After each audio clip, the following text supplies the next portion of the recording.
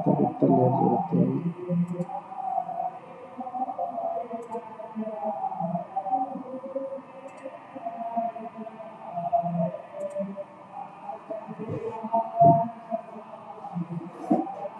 देखिए रिकॉर्डिंग चालू हो गई है।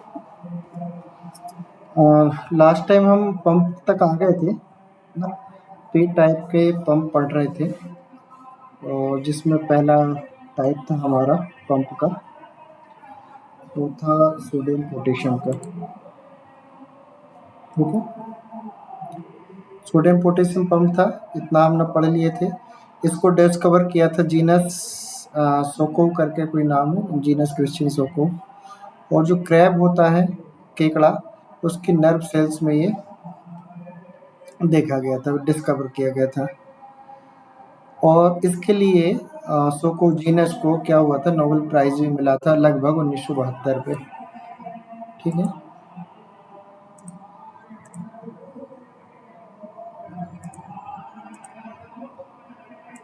इनके लिए क्या था, नोबेल प्राइज भी मिल चुका था। इसके बाद हम देखते हैं कि ये जनरली एनिमल सेल्स में प्रेजेंट होता है, जबकि प्लांट सेल और बैक्टीरियल सेल्स में सोडियम पोटेशियम पंप एब्सेंट होता है। ठीक है, ये बात हमने बताई थी। अब दूसरी बात ये है कि इसके बेसिक काम कैसे करता है, तो ध्यान रखना है आपको कि जो Na+ है, 3 जो है, इसके थोड़ा सा यहाँ स्ट्रक्चर बना लेते हैं रफ वाला, तो ट्रांसपोर्ट का सिस्टम आपको बेसिक समझ में आ जाएगा। ठीक है,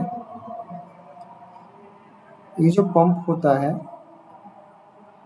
ये पंप क्या करता है, 3 सोडियम आयन को इंट्रासेलुलर स्पेस से एक्स्ट्रा सेलुलर स्पेस को भेज देता है, यानी आउट कर देता है 3Na+ को, और 2K+ आयन को ये अंदर ले लेता है।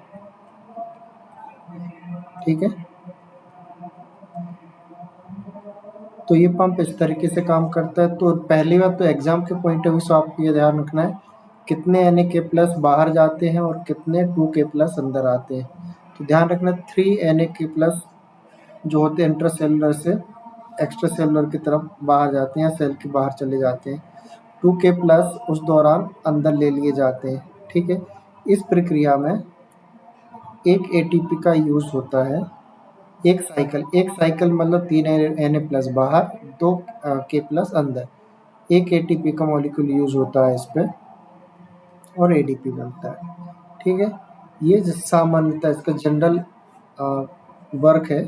ठीक है, इसके बाद देखिए ये क्या करता है, एक IMP लाइन है ये, this make it electrogenic pump. क्या बनाता है ये, इलेक्ट्रोजेनिक पंप, यानी ये क्या करता है, क्रिएट करता है चार्ज डिफरेंस को। चार्ज डिफरेंस को किस तरीके से क्रिएट करता है कि अंदर हमारी नेगेटिव चार्ज होते हैं मेम्ब्रेन में, और बाहर साइड आपका प्लस चार्ज होता है। तो ये डिफरेंस जो है ये कंटिन्यू क्या करता है, मेंटेन करके रखता है सोडियम पोटेशियम पंप, इसलिए इसको इलेक्ट्रोजेनिक पंप भी कहते हैं, या इलेक्ट्रोजेनेटिसिटी क्या होती है, ये मेंटेन करके रखता है। तो ये काफ़ी IMP लाइन है, तो इसको आप लाइन को ध्यान रखना है। ठीक है, आयंस की मात्रा को आपको ध्यान रखना है। ठीक है, अब आप ये देखिए कि इसका स्ट्रक्चर काफ़ी इम्पोर्टेंट होता है, इसका स्ट्रक्चर आपका बहुत इम्पोर्टेंट है। इसके स्ट्रक्चर को समझने के लिए देखिए, हम मेम्ब्रेन तैयार करते हैं, तो मेम्ब्रेन की ज़रूरत नहीं है। ठीक है, बना लेते हैं, वैसे आसान हो जाएगा थोड़ा सा।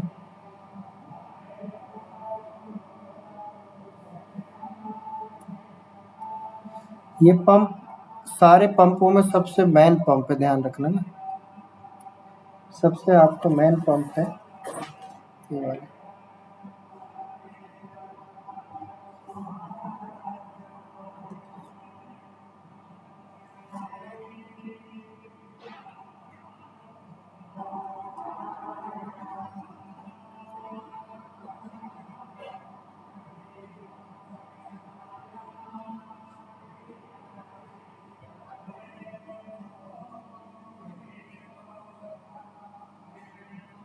ऐसे आप साथ साथ में ड्रॉ करते जाइए। ठीक है, ये जो आपको दिखाई दे रही हैं ये अल्फा सब यूनिट है। ठीक है,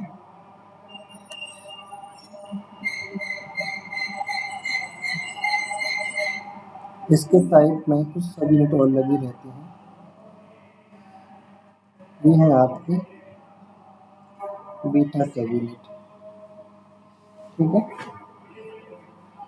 और इसके आउटसाइड एक सब यूनिट और होती है गामा। ठीक है,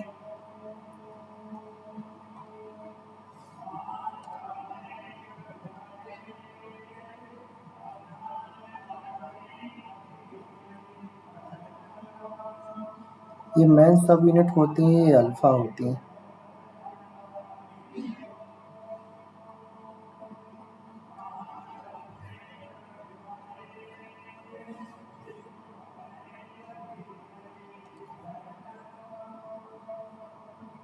ये आपकी बीटा, ये आपको ध्यान रखना है। ठीक है, इसके बाद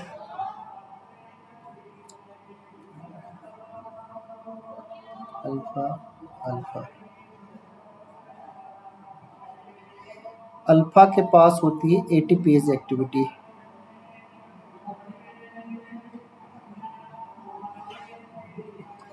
ठीक है, ये जो इसका जनरल स्ट्रक्चर होता है, सामान्यतः ये तो बनी होती 200 यूनिट से। ठीक है,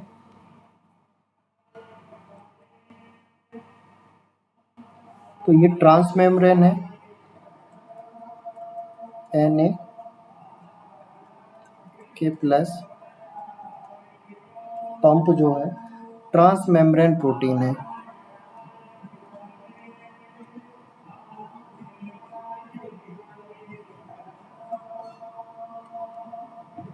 ठीक है, ये ट्रांस मेम्ब्रेन प्रोटीन क्या कर रहा है आपका, यहाँ से 3Na प्लस को बाइंड करके आउट कर रहा है। बाइंडिंग की पोजीशन में यहाँ नहीं दिखा रहा हूँ, अलग से उसको ड्रॉ करेंगे। ठीक है, और 2 प्लस को ये अंदर ले रहा है। ऊपर भी ये बात हम देख चुके हैं। और स्थिति क्या हो रही है इसमें, जो एटीपीएज है ये क्या कर रहा है, एटीपी का यूज़ कर रहा है और एडीपी में कन्वर्ट हो रहा है, यानी फॉस्फोलेट कर रहा है। तो एटीपीएज एक्टिविटी, इसका मतलब है कि ये एंजाइम है एक प्रकार का। ठीक है, सोडियम पोटेशियम पंप जो है एक प्रकार का एंजाइम है, ट्रांस मेम्ब्रेन प्रोटीन है तो एंजाइम की तरह काम कर रहा है। अब इसमें 2 मेन सब यूनिट आपको दिखाई दे रही हैं। ठीक है,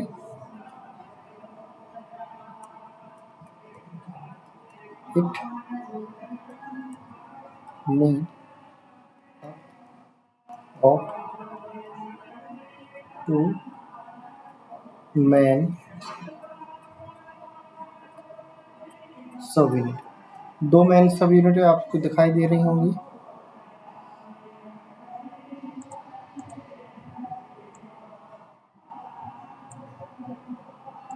ठीक है, 2 मेन सब यूनिट कौन है,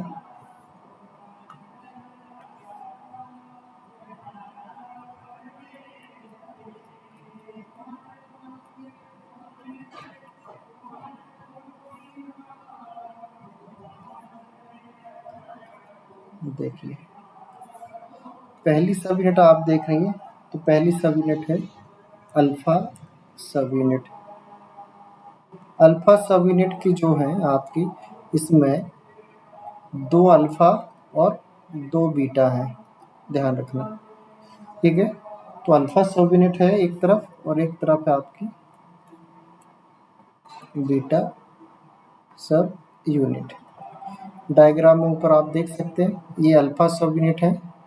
ठीक है, और ये साइड में जो लगी है आपकी बीटा, और एक सब यूनिट और होती है सपोर्टिव सब यूनिट, इसको बोलते हैं gamma.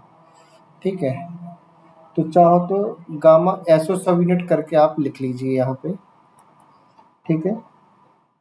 Associate unit gamma, gamma जो है एसोसिएट सब यूनिट है, ठीक है।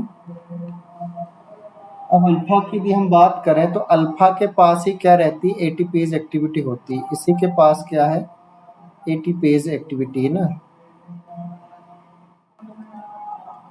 एटीपी को कौन हाइड्रोलाइज कर सकता है, तो अल्फा सब यूनिट। यहाँ ध्यान से देखिए, ठीक है। ये जो एटीपेज एक्टिविटी है अल्फा के पास ही, इन दोनों के पास ना, बीटा के पास नहीं। इस बात का आपको ध्यान रखना है, ये आईएमपी क्वेश्चन है। तो एटीपेज एक्टिविटी किसके पास होती है, आईएमपी है, अल्फा के पास होती है, अल्फा सब यूनिट के पास। और अल्फा सब यूनिट जो है, ठीक है, लार्जेस्ट यानी बड़ी सब यूनिट है, लार्ज सब यूनिट। कैसी है, लार्ज सब यूनिट है। जबकि बीटा की हम बात करें तो बीटा जो है आपकी स्मॉल सब यूनिट है,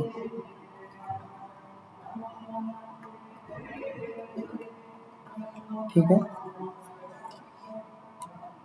दूसरी बात हम करें कि जो रेसिड्यू है, मतलब अल्फा सब यूनिट में लगभग कितने रेसिड्यू की बनी होती हैं, तो लगभग इसमें 1000 रेसिड्यू की बनी होती है। वहीं आपकी बीटा सब यूनिट है अप्रोक्स, ये सब अप्रोक्स में है ना, ठीक है। वहीं ये अप्रोक्स 300 रेसिड्यू की बनी होती है, ठीक है। ये पूछने वाला नहीं है, लेकिन आपको थोड़ी सी जानकारी रहे ना, सबनेट को लेके क्वेश्चन नहीं बनते, लार्ज सबनेट स्मॉल सबनेट ये चीज़ वाले पूछने लायक, ठीक है। मॉलिक्यूलर के वेट की हम बात करें तो इसका जो मॉलिक्यूलर वेट होता है लगभग 1 लाख के समथिंग होता है, 1000, 10,000, 1 लाख डाल्टन। और इसका जो वेट होता है लगभग 55,000 होता है, ठीक है।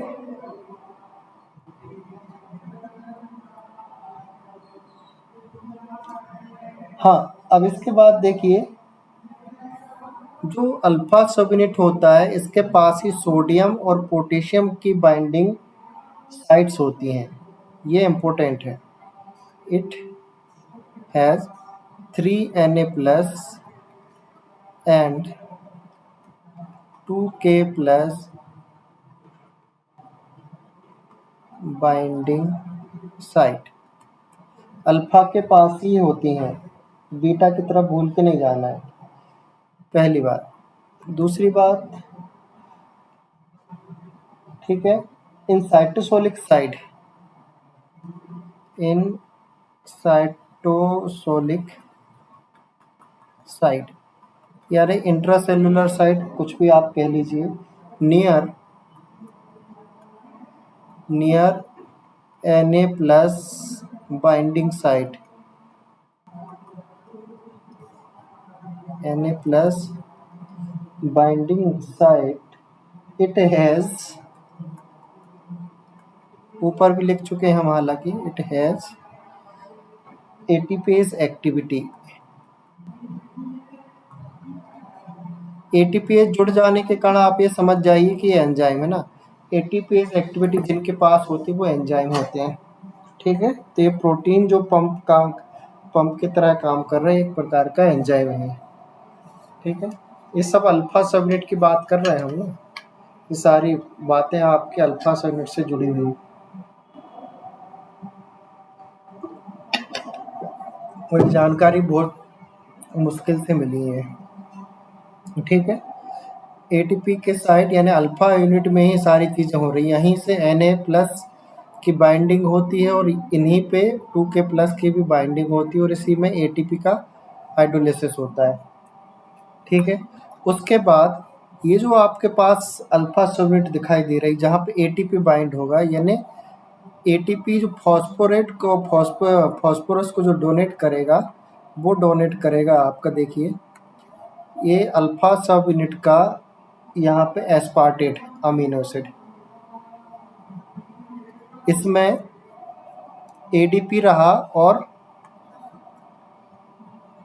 प्लस एक फॉस्फेट ग्रुप जो यहाँ से फॉस्फोलेट हुआ है, हाइड्रोलेज हुआ है, वो यहाँ आके बाइंड होता है अल्फा सब यूनिट के एस्पार्टेट वाले सेक्शन पे। तो अमीनो एसिड का भी आपको याद रखना है किस अमीनो एसिड पे फॉस्फोरिलेशन का काम होता है। तो अल्फा सब यूनिट के एस्पार्टेट अमीनो एसिड पे, एएसपी पे ही क्या होता है, ये एटीपी होता है। और इसी पे प्लस करके आप लिख लीजिए एक लाइन, इसी में आपको Mg2 प्लस की भी भागीदारी, क्योंकि एंजाइम है तो मेटल का यूटिलाइजेशन भी होता है, प्लस Mg2 प्लस भी इसमें यूज होता है। ठीक है, इतनी बात आ गई समझ में। अब छठा नंबर देखिए, जब एंजाइम है तो एंजाइम के पास इनहिबिटर भी होंगे, इसको इनहिबिट करने वाले भी होंगे या ट्रीटमेंट करने वाले होंगे, तो इसमें कुछ टॉक्सिन्स भी बाइंड होते हैं इसी सब यूनिट में। तो टॉक्सिन्स जो हैं आपके, एक टॉक्सिन्स का नाम है आपका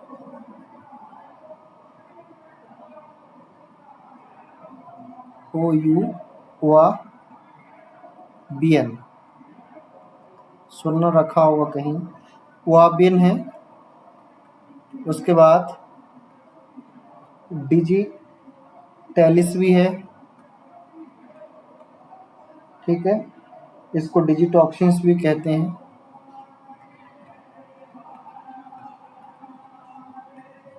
जिसको हम डिजिटॉक्सिन भी कहते हैं। ये जो है आपका कार्डियक ग्लाइकोसाइड है, ये कार्डियक ग्लाइकोसाइडिक है, ठीक है। वाबिन, डिजिटैलिस, ये सब क्या है आपके टॉक्सिन्स होते हैं। यहाँ कुछ अब ज़्यादा नहीं है, बस 55,000 जो है आपका, वहाँ तक ये आपका बीटा सबनेट होती है, काम हो गया इसका, ठीक है।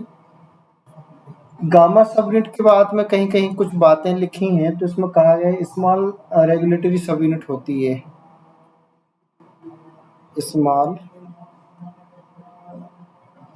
रेगुलेटरी सबयूनिट होती है। बीटा सबयूनिट के बारे में कुछ फंक्शन बहुत ज़्यादा वेल नोन नहीं है, तो कुछ समझ नहीं आ रहा है कि क्या काम करता है। किताबों में से भी यही लिखा है कि इसका फंक्शन वेल नोन नहीं है, ठीक है।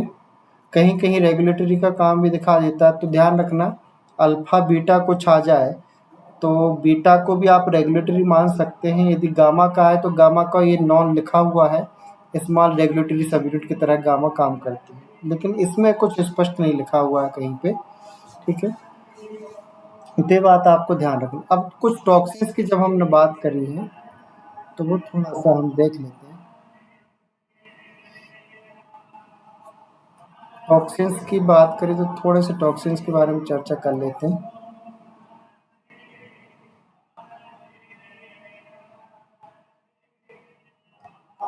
ठीक है, जो आपका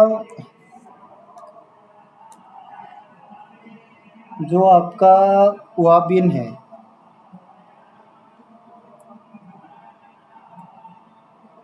सॉरी, वा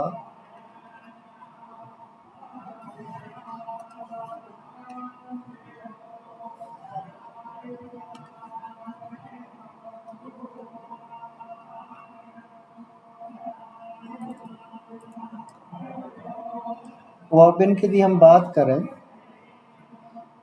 ये प्रोडक्ट है, एक प्लांट होता है अफ्रीकन वाबियो ट्री, ठीक है। अफ्रीकन एक प्लांट है, ईस्ट अफ्रीकन में एक्चुअली, ठीक है, अफ्रीकन लिख लीजिए, ईस्ट अफ्रीकन। इस प्लांट का नाम है वाबियो, इस प्लांट का नाम है वाबियो ट्री। यू यू यू यू यू है। ओ, ओ से है ना, क्यों क्यों रहेगा, ओ है स्पष्ट 3 जगह लिखा है, ये भी लिखा है। नहीं, नहीं, वाबियो नहीं, वाबियो नहीं। ठीक है, वाबू, अफ्रीकन वाबू ट्री। ठीक है, इसका जो उपयोग हुआ है, इस ट्री का उपयोग हुआ है लंबे समय से, क्या है, जो वहाँ के ट्राइबल लोग थे, वो उसमें क्या करते थे, पॉइज़न के रूप में एरो में उपयोग करते थे। ठीक है, यूज़ एज़ अ पॉइज़न। ठीक है,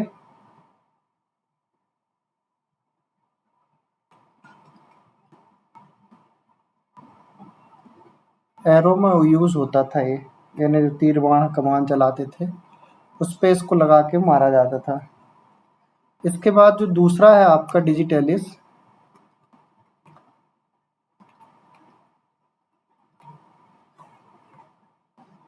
ये कार्डियक ग्लाइकोसाइड है। ठीक है, तो इसका उपयोग ट्रीटमेंट में यूज़ होता था।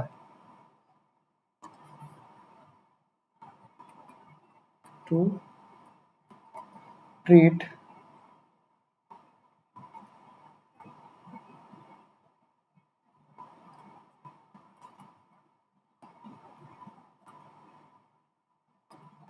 congestive heart failure.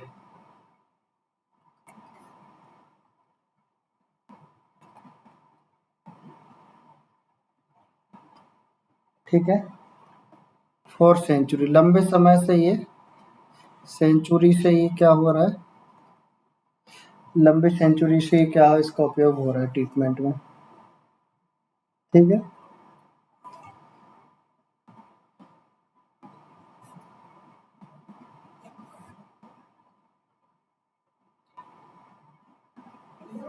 अब देखिए, इतना समझ में आ गया सबको ना, एक बॉक्स बना के आप कहीं भी लिख लीजिए। मैकेनिज्म क्या है इसकी,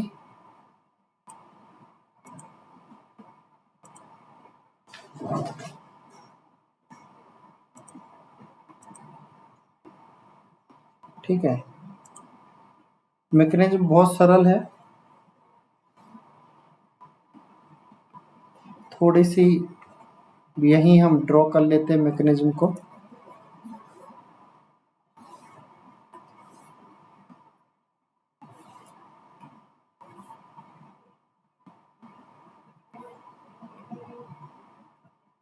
ठीक है, बस आपको कुछ नहीं करना है,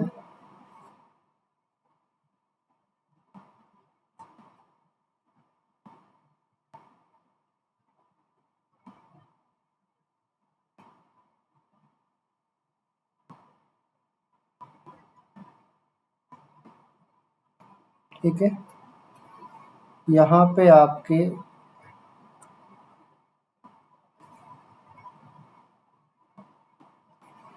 3 सोडियम आयन क्या होते हैं, बाइंड हो जाते हैं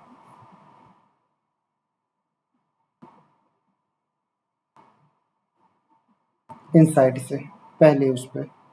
ठीक है, 3Na+ को आपने यहाँ पे बाइंड कर दिया। अब जैसे ये बाइंड होते हैं, ठीक है, 3 बाइंड, एटीपी का यूज़ होता है और पंप क्या होता है, फास्फोराइलेट हो जाता है।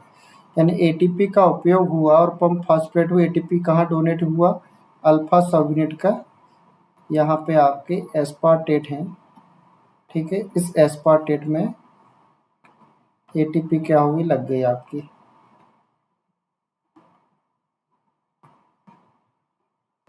ठीक है, ये इसको अपन ने क्या कर दिया, फॉस्फोरेट कर दिया, हुआ। अब जैसे ये फॉस्फोरेट होता है, इसकी कन्फर्मेशन हो जाती है चेंज। अब ऊपर जाके क्या हो जाएगी,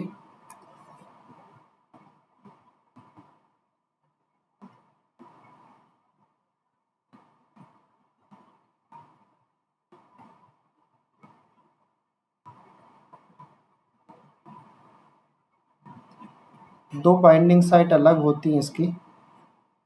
ठीक है, इसने 3 Na+ को क्या कर दिया, बाहर कर दिया यहाँ से।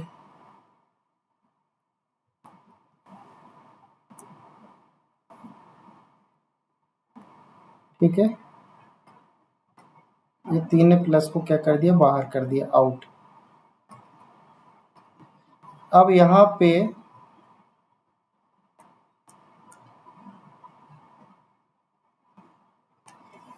दो Na+ इसने क्या कर दिया, K+ इसने बाइंड कर लिया।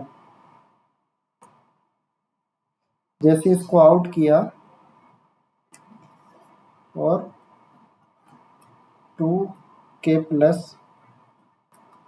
बाइंड हो जाते हैं। अब जैसे ही बाइंड हुए तो फिर इसमें कन्फर्मेशन चेंज होगी और ये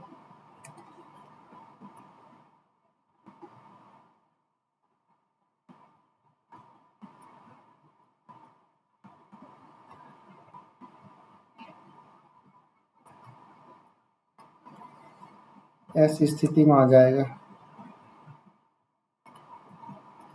यहाँ से ये क्या कर देगा, ये रिलीज कर देगा।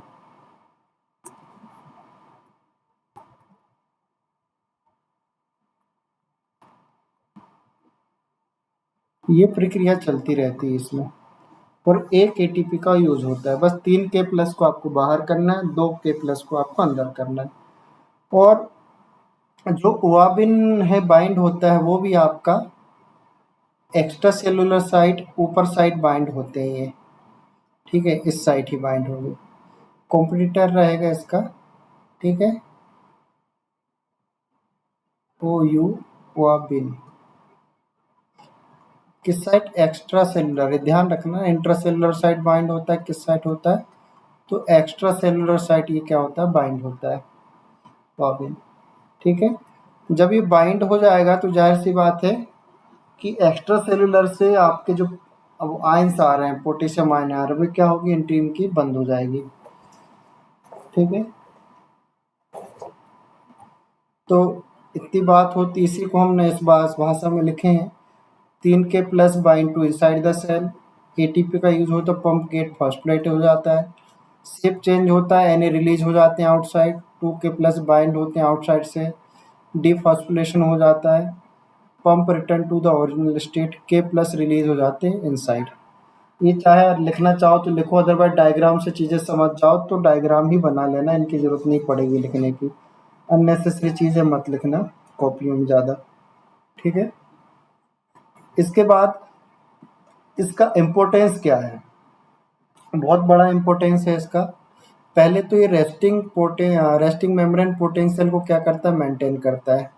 ये सबको मालूम है कि Na+ क्या होते हैं इसमें, इनसाइड आते हैं। ठीक है, इनसाइड आते हैं किस पे, चैनल्स में। तो यहाँ पे क्या होता है, प्लस का चार्ज क्या होता है यहाँ पे, सॉरी, यहाँ पर रहता है माइनस चार्ज। तो Na+3 आपके इनसाइड आते हैं तो मेम्ब्रेन में डीपोलराइजेशन चालू हो जाता है। तो डीपोलराइजेशन चालू हो जाता था तो उसको मेंटेन करने के लिए हम क्या करते हैं, पंप के माध्यम से Na+ को वापस ऊपर साइड भेजा जाता है। तो इसलिए क्या होता है, रेस्टिंग पोटेंशियल को मेंटेन करने में ये इसका बड़ा योगदान होता है, क्योंकि कंटिन्यू आपके पास Na+ अंदर आएंगे चैनल के माध्यम से, तो क्या होगा कि यहाँ की पॉजिटिविटी बढ़ती जाएगी, तो उसको मेंटेन नहीं कर पाएंगे। तो रेस्टिंग पोटेंशियल यानी -70 में रखना है हमको। तो इस मेम्ब्रेन को क्या करना रहता है, हमको माइनस में रखना रहता है। तो मेम्ब्रेन रेस्टिंग पोटेंशियल का वोल्टेज कितना रहता है, -70 रहता है।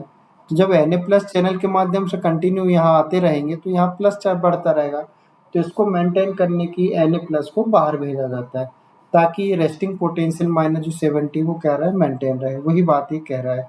ठीक है, उसके बाद है ना, keep in the cell negative, ये बात सच, नेगेटिव यानी resting potential essential for nerve impulse. ठीक है, जो नर्व के इम्पल्स होते हैं एक्सपोज के लिए बहुत ज़रूरी होता है ये।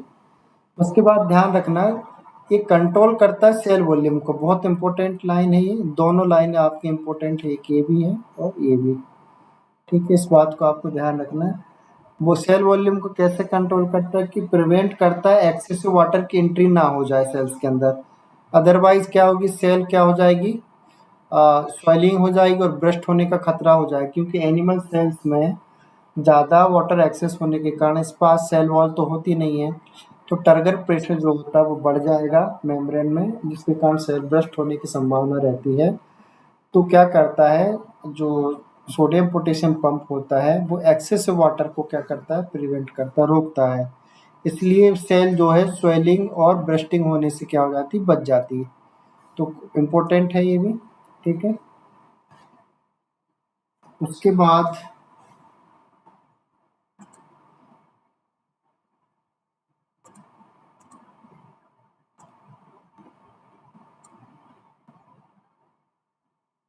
देखिए,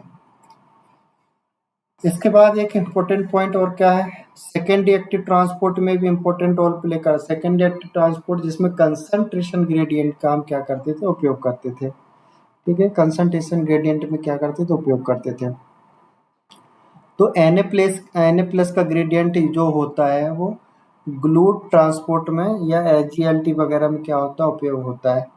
तो सेकेंडरी एक्टिव ट्रांसपोर्ट में भी इसका उपयोग होता है। इसके बाद नर्व एंड मसल्स फंक्शन में भी इसका यूज होता है। सिग्नल ट्रांसडक्शन में, neuron signal trans muscle construction में इसका उपयोग होता है। आयन बैलेंस करके रखता है। ठीक है, तो देखिए यहाँ, ये यहाँ तक तो पूछे जा सकते हैं आपका। ठीक है, यहाँ का कम चांसेस हैं। ठीक है, तो चाहो तो आप याद रख सकते हो, ये देख लेना एक बार, बेसिक आइडिया आपको लग जाएगा। अदरवाइज दो आपके ऊपर जो है आपके इम्पोर्टेंट है ये, रेस्टिंग पोटेंशियल और सेल वॉल्यूम को कंट्रोल करना, ग्रेडियंट बनाना, ये तीन आपके इम्पोर्टेंट भाग हैं। ठीक है, तो ये होता है आपका सोडियम पोटेशियम पंप।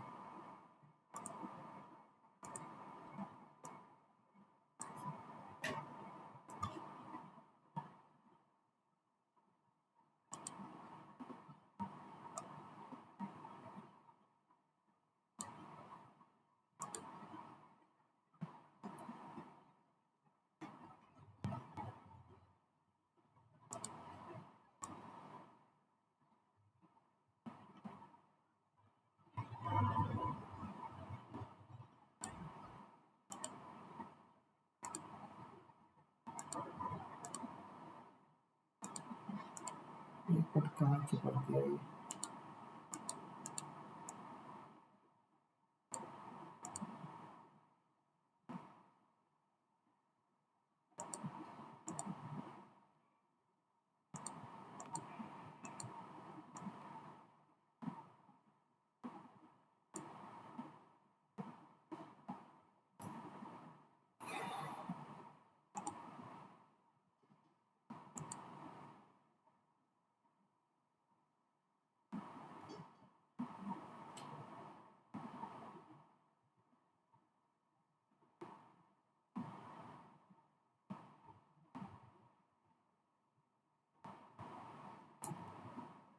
एक मिनट रुक जाइएगा।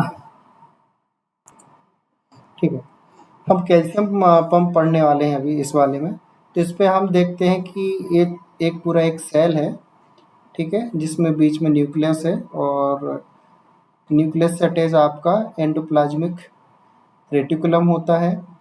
और मेम्ब्रेन में हमने देखा कि कैल्शियम जो है एक्स्ट्रा सेलुलर साइट आपका 10⁻³ मोलर कंसंट्रेशन में रहता है, यानी ज़्यादा कंसंट्रेशन में। वही साइटोसोलिक साइड में कैल्शियम जो है आपका लो कंसंट्रेशन में होता है।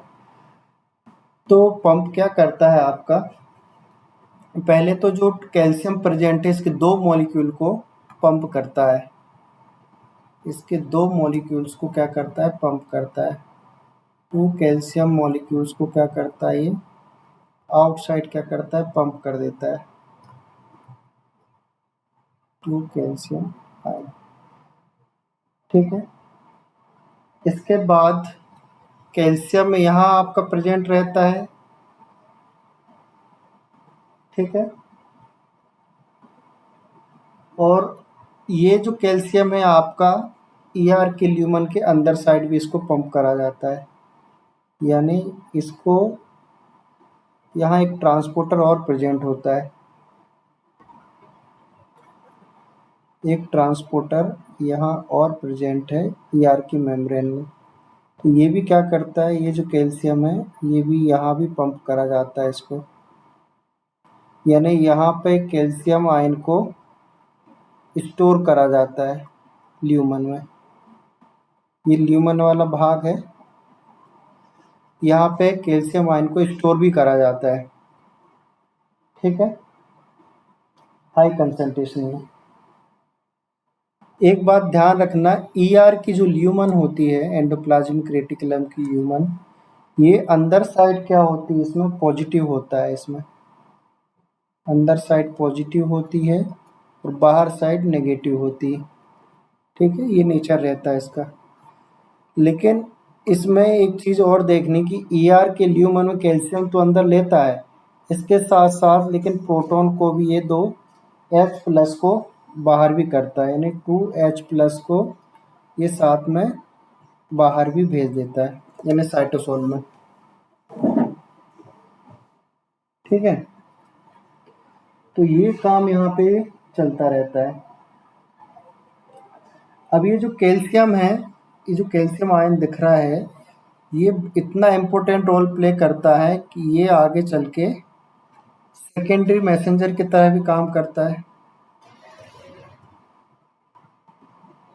सेकेंडरी मैसेंजर, जब आप सेल सिग्नलिंग पढ़ेंगे तो उसमें एकमात्र आयन ऐसा रहेगा जो सेकेंडरी मैसेंजर की तरह काम करता है, उसका नाम है कैल्शियम। जैसे कि लाइक साइक्लिक एएमपी, ठीक है, साइक्लिक जीएमपी, ये सब सेकेंडरी मैसेंजर होते हैं, आगे हम पढ़ेंगे। इसी तरीके से जो काम करता है वो कैल्शियम भी करता है, ठीक है। अब आगे इसमें हम देखेंगे अलग तरीके से, और भी लिखा हुआ है हमने, तो ये काम होता है इसका, ठीक है। तो एग्जाम के पॉइंट ऑफ व्यू से आपको दो चीज़ें याद रखनी, पहले तो कंसंट्रेशन ध्यान रखना है बाहर का और एक्स्ट्रा सेलुलर का कितना है, इस बात को क्वेश्चन बन चुके हैं इसको लेके, ठीक है। ईआर में स्टोरेज का काम करता है, साइटोसोल से पंपों के अंदर आते हैं, यहाँ से 2H+ को भी बाहर भेजा जाता है। अब यहाँ पे कुछ लैंग्वेज लिखी है, कैल्शियम पंप, कैल्शियम एटीपीएस, यानी जितने भी पंप होते हैं वो सब के सब एंजाइम है ना, और एटीपी डिपेंड रहते हैं, ये बताने वाली बात नहीं है, आपको अंडरस्टूड रहना चाहिए, जितने भी पंप हैं सब एटीपी डिपेंडेंट होते हैं ना, इसलिए अपन ने एटीपी ट्रांसपोर्ट, एक्टिव ट्रांसपोर्ट पढ़ रहे हैं, ठीक है, सब में एटीपी लग रही है, ठीक है।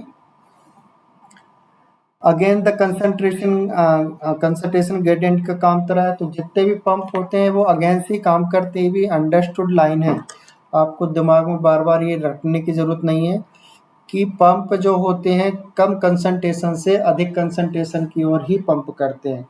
यदि ज़्यादा कंसंट्रेशन से कम कंसंट्रेशन की ओर करना था तो उनको पंप करने की ज़रूरत ही नहीं थी, वो चैनल के माध्यम आसानी से जा सकते थे, ठीक है। It keep cytosolic concentration very low, ठीक है, साइटोसोलिक का जो कंसंट्रेशन होता है वो बहुत कम होता है, वेरी लो होता है, which critical for the cell function, इसलिए सेल फंक्शन के लिए बहुत ज़्यादा इम्पोर्टेंट होता है ये। क्या होता है, टाइप ऑफ कैल्शियम पंप होते हैं, ठीक है, प्लाज्मा मेम्ब्रेन पाया जाने वाला कैल्शियम पंप है एक, जो कि सेल मेम्ब्रेन में होता है और पंप करता है कैल्शियम को आउटसाइड, ये ऊपर लिखा है, ये हमने बना दिए हैं यहाँ पे, यानी मेम्ब्रेन में पाया जाने वाला जो कैल्शियम पंप है वो दो कैल्शियम को बाहर की तरफ क्या करता है, पंप करता है, ठीक है। तो प्लाज्मा मेम्ब्रेन कैल्शियम एटीपीएस, यानी प्लाज्मा मेम्ब्रेन का कैल्शियम पंप हो गया। दूसरी बात यह है, इसमें sarcoplasmic endoplasmic reticulum calcium pump भी है। सार्कोप्लाज्मिक मतलब ये मसल्स का जो एंडोप्लाज्मिक रेटिकुलम होता है उसको सार्कोप्लाज्मिक कहते हैं हम, ठीक है। तो वहाँ भी क्या करता है, ये लिखा भी हुआ है मसल्स में ना, ठीक है, सार्कोप्लाज्मिक मसल्स में, वहाँ पे क्या करेगा, pump calcium pump from cytoplasm से ईआर और इसकी ल्यूमन में, कहाँ पे, ल्यूमन में ये काम करता है, और यही क्या करता है, मसल्स की रिलैक्सेशन या कंट्रक्शन में इम्पोर्टेंट रोल प्ले करता है। यानी आप जो मसल्स देख रहे हैं, ठीक है, मसल्स में जो कैल्शियम होता है ये क्या काम करता है, आपका कंट्रक्ट, जो स्टोर कैल्शियम है आपका मसल में, कॉन्स्ट्रक्शन और रिलैक्सेशन। जनरली रिलैक्सेशन का काम करता है, रिलैक्सेशन ना, तो ये ध्यान रखना इस बात को, ठीक है।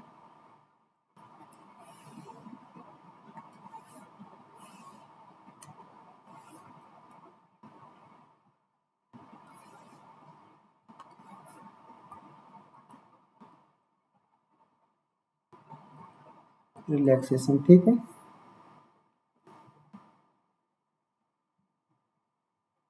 अब कैसे काम करता है, वही बात है कि bind to calcium ion, ATP का यूज होगा, चेंज शेप होगा, calcium across the membrane, release calcium ion.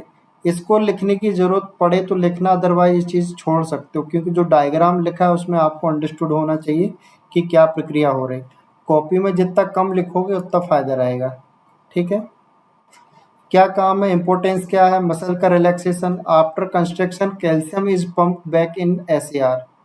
जब मसल्स का कंस्ट्रक्शन हो जाता है तो कैल्शियम को एसआर में वापस पंप कर दिया जाता है। Without it muscles remain contract, ठीक है। मेंटेन करता है साइटोसोलिक का जो पीएच है, या साइटोसोलिक का जो कंसंट्रेशन है वो लो, इसको क्या करता है, लो साइटोसोलिक इसको मेंटेन करके रखता है, ठीक है। क्योंकि high calcium is toxic for sale, ज़्यादा कैल्शियम साइटोसोलिक वो आपका टॉक्सिक होता है। पंप की कैल्शियम लेवल स्लाइटली रेगुलेट होती है, ठीक है, लिखने की जरूरत नहीं है। सेल सिग्नलिंग में आपका इंपॉर्टेंट रोल प्ले करते हुए अभी हमने आपको बता दिया है कि calcium act as a second messenger, act नहीं एक्ट करता ही ये, ठीक है, आईएमपी है ये, पूछ भी लेता कई बार ये क्वेश्चन, ठीक है। Pump help turn off the signal after activation की बात, ठीक है। नर्व फंक्शन में काम करता है, कंट्रोल द न्यूरोट्रांसमीटर रिलीज। अब आपने कैल्शियम के न्यूरोट्रांसमीटर आपने पढ़ ही लिए, कौन सा न्यूरोट्रांसमीटर रिलीज करता है, ये मदद करता है, बताइए कौन सा न्यूरोट्रांसमीटर पढ़ा था हमने। हाँ, एसिटोकोलिन। ट्रांस जो ट्रांस न्यूरोट्रांसमीटर है उसको क्या करता है, रेगुलेट करता है ना। लास्ट टाइम हमने नर्व्स में देखा था एसिटोकोलिन किस तरीके से ये इसको वो करता है। Help to restore normal condition after signalling, ठीक है। Prevent cell damage, excess calcium can activate destroy the enzyme, destructive enzyme, ठीक है। तो ज़्यादा कैल्शियम एंजाइम को क्या करता है, ख़त्म कर सकता है, ठीक है। तो इतने सारे काम है इसके। तो जनरली आपको ये पूछे जाएगा, कैल्शियम के मामले में आपको ध्यान रखना एस्टिकोलिन को ये क्या करता है, ये आईएमपी हो जाता है। तो पहले भी लिखा चुके हैं तो ये आप बन जाएगा इससे, ठीक है। तो 4-5 पॉइंट है, ये आप चार्ट बना ली, इससे सारी चीज़ें आपकी याद हो जाएंगी पंप को लेके, ठीक है। इसके बाद देखिए एक पंप और है, तो बहुत ज़्यादा लोड लेके नहीं पढ़ना है इसको। कैल्शियम और ये आपके थोड़े ज़्यादा इम्पोर्टेंट है ना। एक पंप और होता है जिसका नाम है आपका हाइड्रोजन पोटेशियम पंप, ठीक है। एक ये भी आपका एक्टिव ट्रांसपोर्ट का ही भाग है। इसमें क्या करते हैं, 2Kh+ को सेल्स के बाहर भेजा देते हैं, और 2H+ को सेल से बाहर भेजा जाता है, 2K+ आयन को अंदर लिया जाता है। तो इसमें सिंपल सी बात ये है कि आपके पास सिर्फ, ठीक है, आउट सेल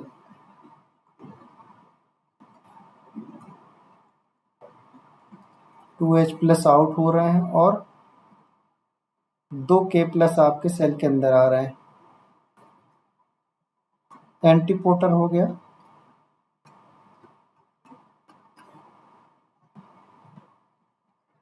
आपके अंदर आ रहे हैं। इससे क्या हो रहा है, ठीक है, कंसंट्रेशन का अगेंस्ट ही काम करता है। प्राइमरी इंटेंसिल स्टोमक, ठीक है। ये कहाँ काम करता है, तो स्टोमक में काम करता है।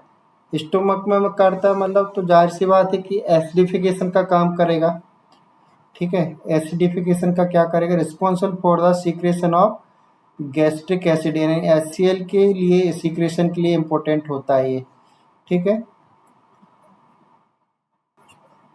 तो एसिडिफिकेशन करता है स्टोमक में पोटेशियम पंप। इसका डायग्राम भी होगा तो चाह तो थोड़ा सा बता देता हूँ।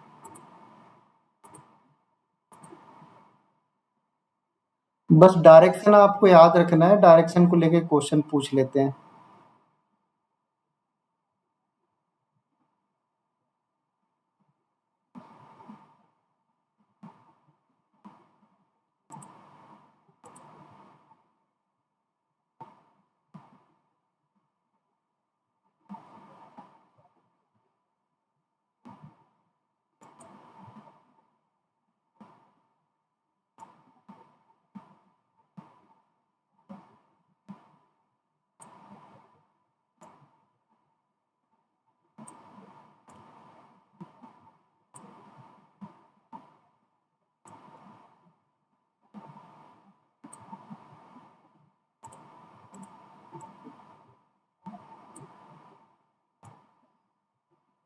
देखिए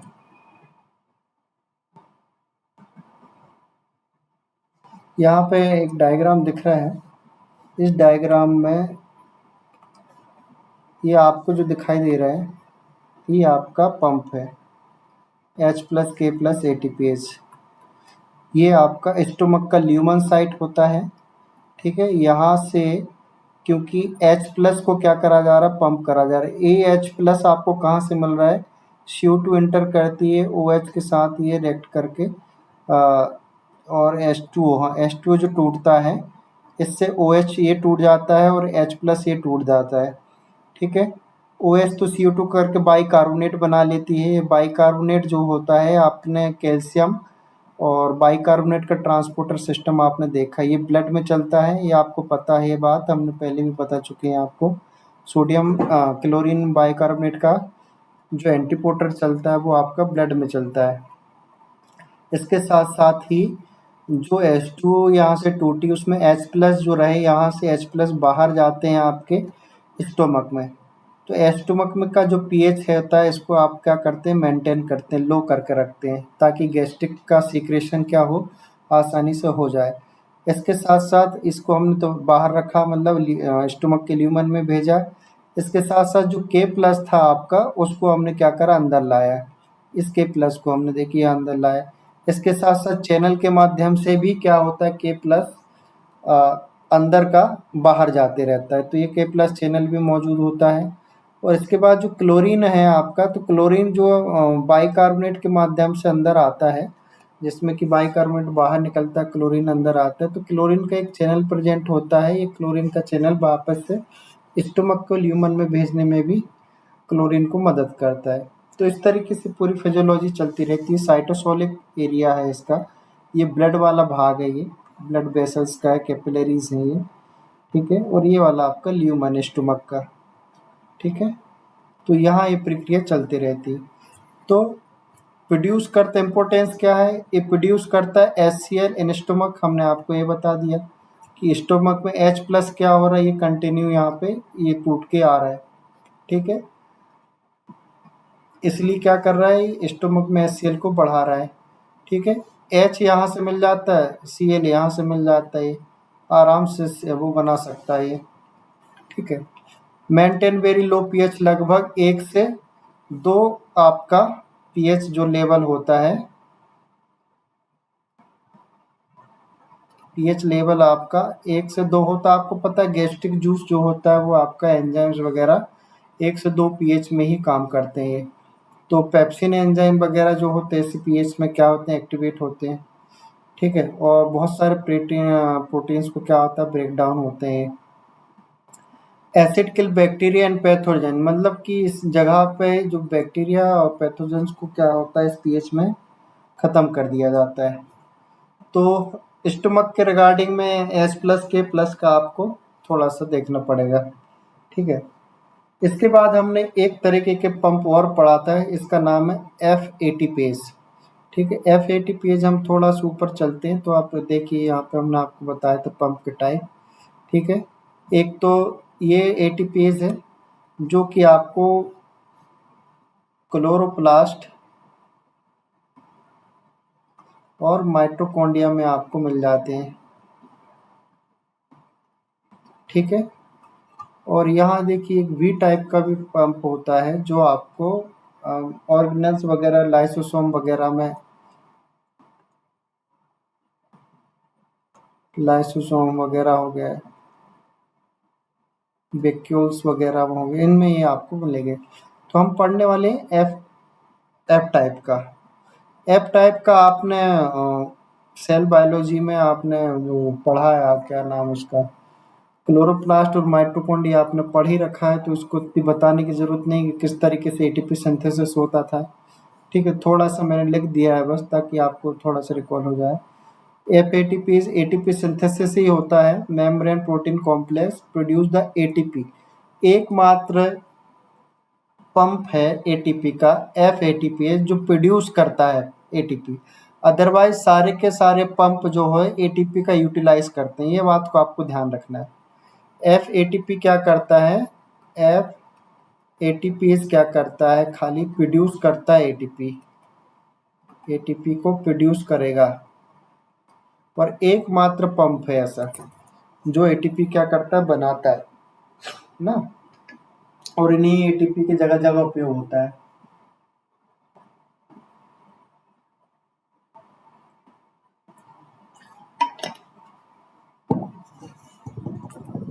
ठीक है, ये एटीपी का उपयोग नहीं करता, ध्यान रखना, ये एटीपी बनाता है।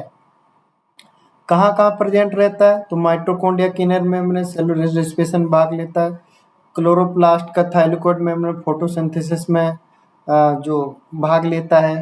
ठीक है, बैक्टीरिया का प्लाज्मा मेम्ब्रेन में प्रेजेंट होता है। इसके बारे में हम पढ़ चुके हैं इसलिए मैं इसको नहीं बता रहा हूँ। ठीक है, हमने आपको बताया था F0 के काम क्या है, F1 के काम क्या है, बहुत सारी सब यूनिट थी, हमने सब आपको बता दिए। इसके बाद देखिए एक और आता है आपका वी टाइप का। ठीक है, वी टाइप का अपने आप में एक यूनिक है। वी से मतलब होता है वेस्कुलर, ध्यान रखना। वी का जैसी नाम आपको आ जाए तो आपके दिमाग में तुरंत ख्याल आ जाना चाहिए वी की बात कर रहे हैं हम, तो वेस्कुलर की बात कर रहे हैं। V stand for vascular. ठीक है, तो वेस्कुलर की जब हम बात करते हैं, ठीक है, कहाँ गया वेस्कुलर, ये वैक्यूलर है ना। वैक्यूलर में जैसे कि आपके पास लाइसोसोम वगैरह है, ठीक है, वेसिकल्स हैं, ये सारे आपके एंडोमेम्ब्रेन सिस्टम के भाग हैं, ध्यान रखना। ठीक है, वैक्यूल वगैरह, ठीक है, ये सारे के सारे में ही वी टाइप पाए जाएंगे। जो एंडोमेम्ब्रेन सिस्टम के भाग होते हैं उनमें ही क्या होते हैं, इस टाइप के पंप पाए जाते हैं। ठीक है, और ये क्या करते हैं, प्रोटॉन पंप रहते हैं। आप सबको आपको मालूम है, लाइसोसोम हो या आपके वेसिकल्स हों, ठीक है, और चाहे तो आपके वैक्यूल्स हों, सबका पीएच कैसा होता है, सबका पीएच लो होता है, लो पीएच पे काम करते हैं। जब लो पीएच है तो इसका मतलब इसमें हाइड्रोजन की जो मात्रा वो ज़्यादा होनी चाहिए, तो इसका मतलब है कि पंप कैसे चलेगा आपका, हाइड्रोजन पंप चलेगा और एसिडिफिकेशन करेगा। एसिडिफिकेशन जैसे ऊपर करता है एसिडिफिकेशन आपका, अभी हमने देखा इस पे, इसी तरीके से एसिडिफिकेशन होगा इसमें भी। ठीक है, तो वी टाइप में क्या होता है, वेस्कुलर एटीपेज होता है और एटीपी ड्राइवन पंप होता है, इसमें वीटीपी लगती है। ठीक है, और प्रोटॉन का क्या करता है, प्रोटॉन को मेम्ब्रेन के उस पर क्या करता है, मूव करता है। एटीपी का यूज होता है, एसिडिफाइंग होता है इंट्रासेलुलर कंपार्टमेंट। ठीक बात है। अब इसमें क्या है, थोड़ी सी चीज़ें बदल जाती हैं। इसमें आपको देखिए कहाँ पाया जाता है, vacuole, vacuoles of fungi higher plant, pH between 3 से 6 होना चाहिए, हो जाता है इसमें। V type ATPases are also responsible for the acidification का ही काम करता है, जैसे कि लाइसोसोम है, एंडोसोम है, गोल्जी कॉम्प्लेक्स, सब आपके एंडोमेम्ब्रेन सिस्टम के ही भाग है। सेक्रेटरी वेसिकल्स हैं आपके, सीक्रेटरी वेसिकल्स एनिमल सेल में। ठीक है, सब जगह ये प्रेजेंट होता है। तो दिमाग में जैसे ही आपको वी टाइप आए तो आपका दिमाग तुरंत एंडो मेमोरी सिस्टम की तरफ आप चले जाइएगा। एंडो मेमोरी सिस्टम हमने आपको बता चुके हैं, लिखा चुके हैं क्या होता है पूरा। ठीक है। गोल्जी बॉडी से लेके लाइसोसोम हो गए, चाहे वेसिकल्स हो गए आपके, या फिर आपके एंडोसोम वगैरह हो गए, सारे के सारे उसी के भाग होते हैं। ठीक है। इसका स्ट्रक्चर थोड़ा सा अलग होता है। इसका एक पोर्शन जो होता है इसको कहते हैं वी जीरो पोर्शन। जैसे कि उसमें एफ जीरो होता था, इसमें वी जीरो होता है, जो कि मेम्ब्रेन में धंसा होता है और ये प्रोटॉन चैनल क्या करता है, बनाता है। और दूसरा होता है वी वन पोर्शन, जो पेरिफेरल या साइटोप्लाज्मिक साइट होता है और एटीपी को क्या करता है, हाइड्रोलाइसिस करता है। थोड़ा सा डायग्राम इसका देख लेते हैं।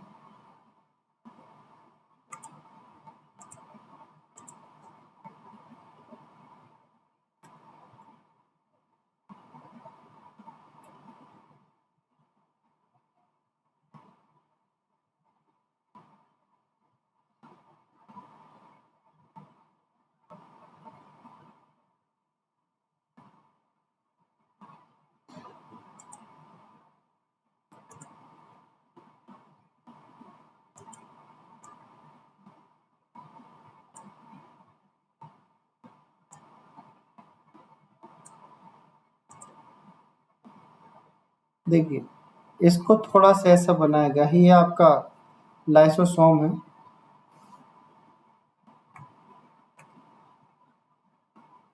इसमें जो एरिया आपको दिखाई दे रहा है, ठीक है, एटीपी सिंथेसिस करने वाला, ये एरिया कहलाता है आपका वी वन। और ये वाला कहलाता है एरिया जो कि मेम्ब्रेन में धंसा रहता है, ये वाला, ये कहलाता है आपका वी जीरो। जैसे कि एफ जीरो कंपेयर और एफ वन जो माइटोकॉन्ड्रिया में होता है वही कंपेयर है उसका। बस ये लाइसोसोम में प्रोटॉन का वो काम करता है, इसलिए इसको अपने यहाँ करते हैं यूज। ठीक है। ये पीएच क्या करता है, प्रोटॉन को यहाँ पंप करता है। ठीक है, ताकि यहाँ का जो क्या है आपका H प्लस की कंसंट्रेशन ज़्यादा हो जाए, जिसके कारण पीएच क्या हो जाए, इसका काफ़ी कम हो जाए। ठीक है।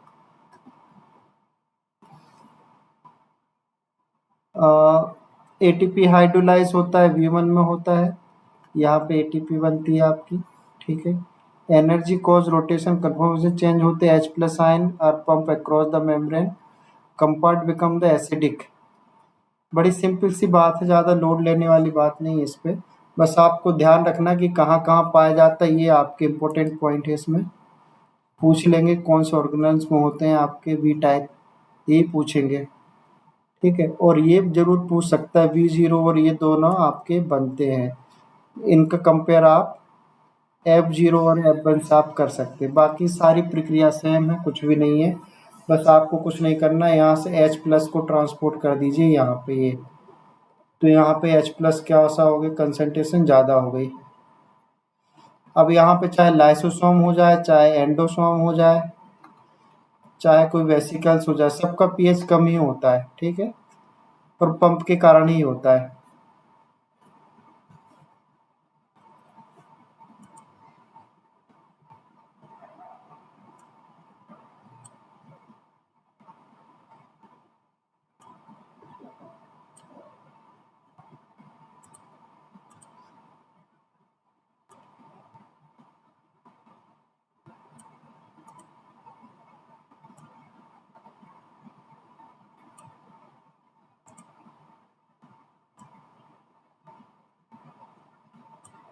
ठीक है, यहाँ ये आपका खत्म होता है। आपके इसके बाद एक ट्रांसपोर्टर और बचा है, जिसका नाम है, देखिए ऊपर, एबीसी ट्रांसपोर्टर। ठीक है। इसको थोड़ा और देख लेते हैं।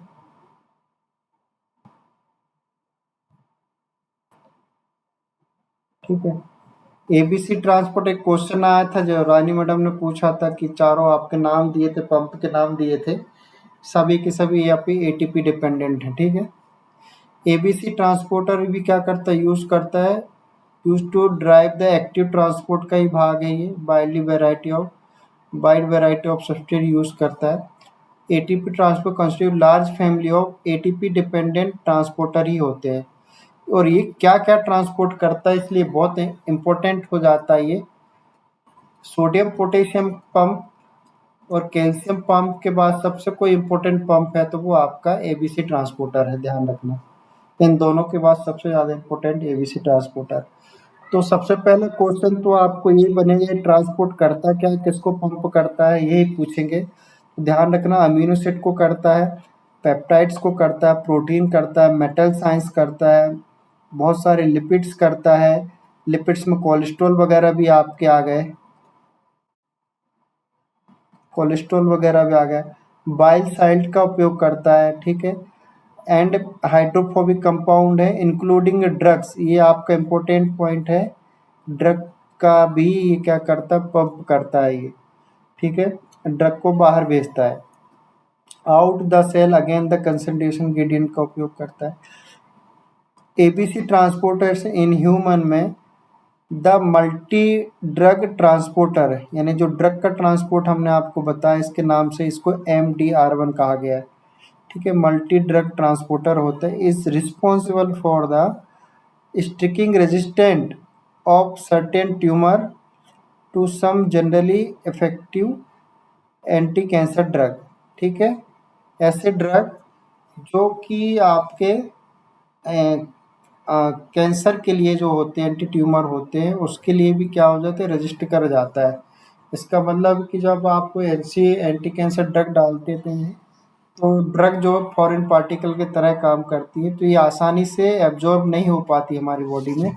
उसका सबसे बड़ा कारण क्या होता है, एबीसी ट्रांसपोर्टर। ये क्या करता है, उसको बाहर भेज देता है ड्रग को, जो हम ट्रीटमेंट में लेते हैं। तो ये थोड़ा सा वो रहता है, तो इसको हम दूसरे तरीके से देते हैं, वो अलग उस पर लेक्चर में देखेंगे हम, ठीक है। MDR1 has a broad substrate specificity इसके अंदर होती है, मतलब ये सबस्ट्रेट स्पेसिफिक होता है फॉर द हाइड्रोफोबिक कंपाउंड, ठीक है, इंक्लूडिंग फॉर द एग्जांपल देखो कीमोथेरेप्टिक ड्रग जैसे कि एड्रीमाइसिन वगैरह, ठीक है, डॉक्सीब्यूरिसिन वगैरह होगी, बिनब्लास्टिंग वगैरह, ये सब के सब आपके एंटी कैंसर ड्रग होते हैं, ठीक है। तो MDR1 जो होती है सबस्ट्रेट स्पेसिफिटी होती है इनमें, ठीक है, इन सब की। इसके बाद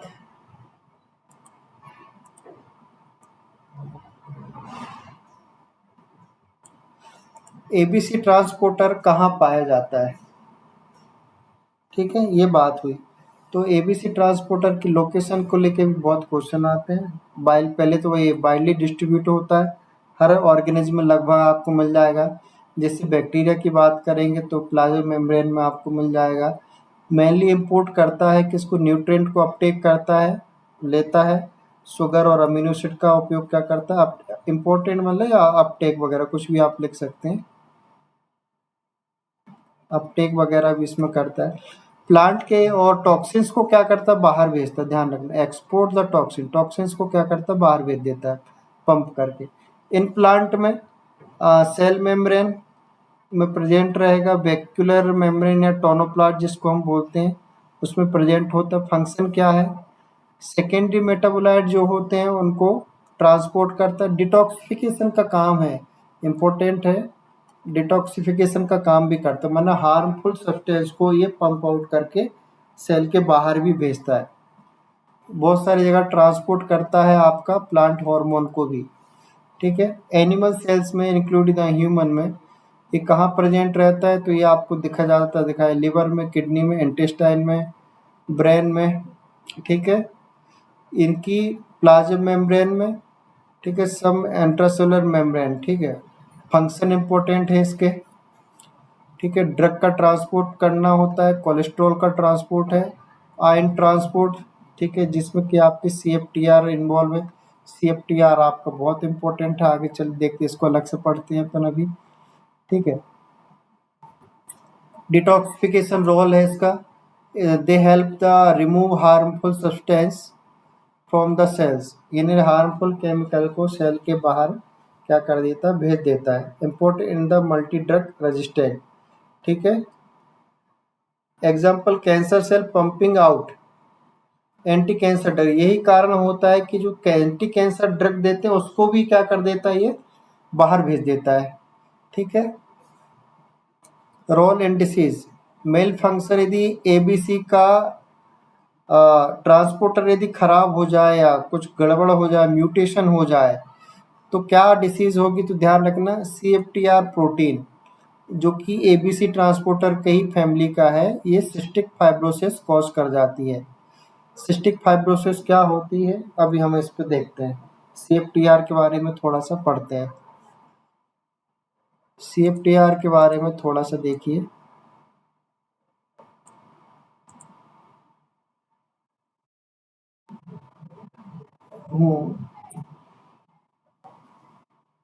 ट्रीटमेंट किसका अलग तरीके से काउंटर करने के लिए दूसरी मैकेनिज्म डेवलप करी है, मैं आपको बताऊंगा कल वगैरह, इसका वापस से रिपीट होगा ये जब हम CFT, हाँ बिल्कुल बताएं, वो है उसका। अच्छा ठीक है, वो काफ़ी रिसर्च भी चल रही है उस पर,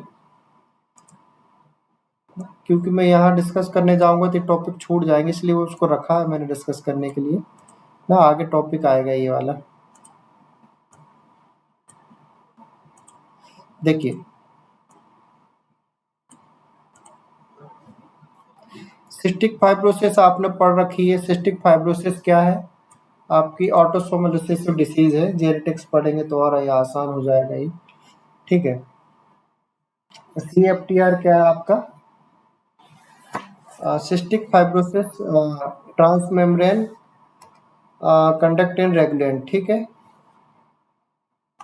या कई बार इसको नहीं लिखा जाता तो सिस्टिक फाइब्रोसिस ट्रांसमेम्ब्रेन रेगुलेटर ही यूज करा जाता है। तो दोनों चीज़ों को, शब्दों का उपयोग होता है, थोड़ा देख लेना ही आ जाए तो। ठीक है। CFTR या member of ABC transport family का ही मेंबर है CFTR। इसकी कुछ खास बातें CFTR को बड़े ध्यान से समझना है इसको। ठीक है। अब एबीसी ट्रांसपोर्टर जो है ये क्या है आपका, पहले तो आप ये समझिए, एबीसी ट्रांसपोर्टर क्या है आपका? पंप है एक। क्या है? पंप है जो क्या करता है, एटीपी का यूज करके क्या करता है, पंप करता है, एटीपी का यूज करता है। लेकिन CFTR जो है क्या है, एक प्रकार का चैनल है ये। तो ध्यान रखना, ये उदाहरण है किसका? पंप का। लेकिन इसमें जो उदाहरण है आपका CFTR, जो उदाहरण है ये क्या करता है, क्लोरीन चैनल को क्या करता है, ऑपरेट करता है। क्लोराइड चैनल को क्या करता है, ऑपरेट करता है। लेकिन खास बात यह है कि चैनल जो होते हैं वो एटीपी इंडिपेंडेंट होते हैं, उसको एटीपी की जरूरत नहीं पड़ती। लेकिन इस चैनल की खास बात यह है, क्लोरीन चैनल का ऑपरेट करता है, बड़े ध्यान से समझना, क्लोरीन चैनल को क्या करता है, ऑपरेट करता है। ठीक है। क्लोरीन चैनल, और चैनल क्या होते हैं, चैनल में एटीपी नहीं लगती, एटीपी की रिक्वायरमेंट नहीं होती। लेकिन CFTR में जो क्लोरीन चैनल है ये पंप की तरह काम नहीं करता। ठीक है।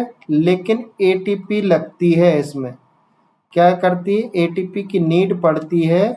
लेकिन इस एटीपी की नीड जो है आपको सिर्फ गेट को ओपन करने में करेगी। जो आपका गेट होता है चैनल का, उसको ओपन या क्लोज करने में लगती है एटीपी। तो ध्यान रखना, यदि पूछ ले तो CFTR पंप का उदाहरण है तो आंसर को कभी भी पंप मत लगाना। ये पंप नहीं है, ये चैनल है। लेकिन ये चैनल भी ध्यान रखना, इसमें एकमात्र ऐसा चैनल है जिसमें आपको एटीपी की जरूरत पड़ रही है। अदरवाइज चैनल को कभी भी एटीपी की जरूरत नहीं पड़ती। ठीक है। उसके पास अपना पोर होता है, या तो वो वोल्टेज के कारण खुलता है या तो रिसेप्टर कोई बाइंड होता है तो खुलता है। दो तरीके से चैनल ओपन होते हैं।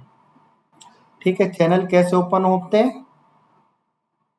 दो तरीके से, या तो आपके पास कोई रिसेप्टर आ जाए, सॉरी, सिग्नल मॉलिक्यूल्स आ जाए, या फिर आपके पास कोई वोल्टेज ऐसा मिल जाए। दो तरीके से क्या होते हैं, चैनल ओपन होते हैं। इस बात को आपको ध्यान रखना। इसलिए it function a chlorine channel, इसलिए आपको कहा, देखिए, it does not act as a ATP pump, very important line है। ठीक, इस फैमिली का होते हुए भी पंप की तरह काम नहीं कर रहा है। और किसकी तरह काम कर रहा है, क्लोरीन चैनल की तरह काम कर रहा है। ठीक है। Found in male epithelial cell, lungs में इंटेस्टाइन और पेंक्रियाज में पाया जाता है। लंग्स का उदाहरण बहुत इंपॉर्टेंट है, अभी हम देखते हैं कैसे काम करता है। ATP is used for the opening and closing gate. ये लाइन आपको बिल्कुल दिमाग में रखना है, भर के रखना है, खाली नहीं करना है। जितना इम्पोर्टेंट आपका सोडियम पोटेशियम पंप उतना ही इम्पोर्टेंट आपका CFTR है।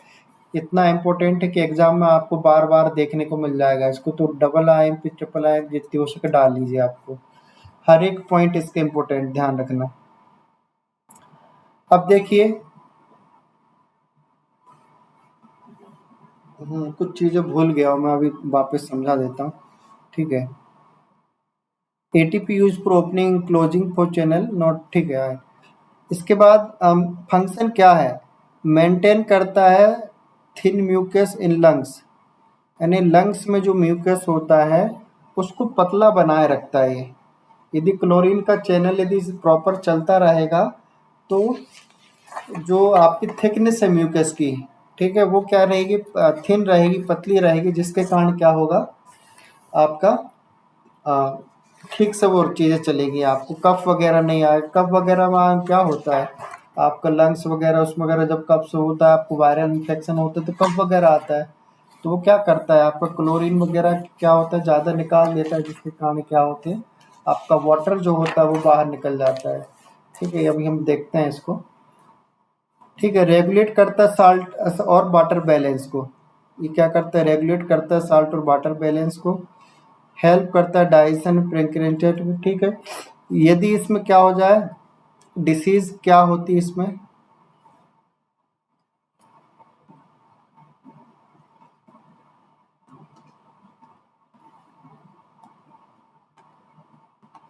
पहली बार हैंग हुआ ये।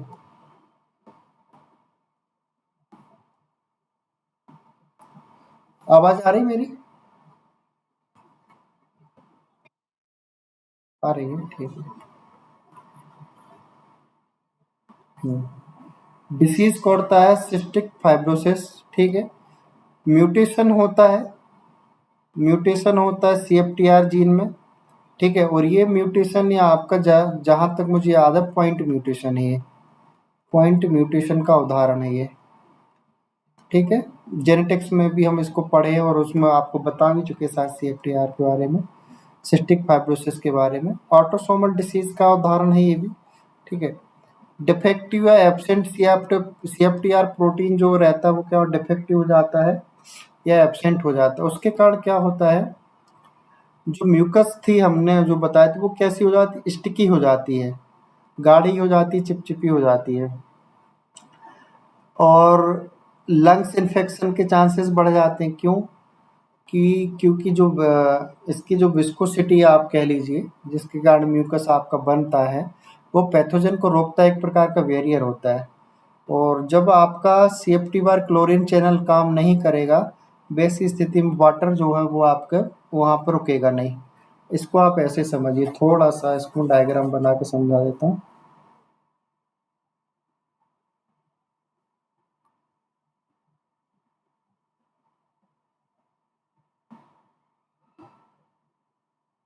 ठीक है,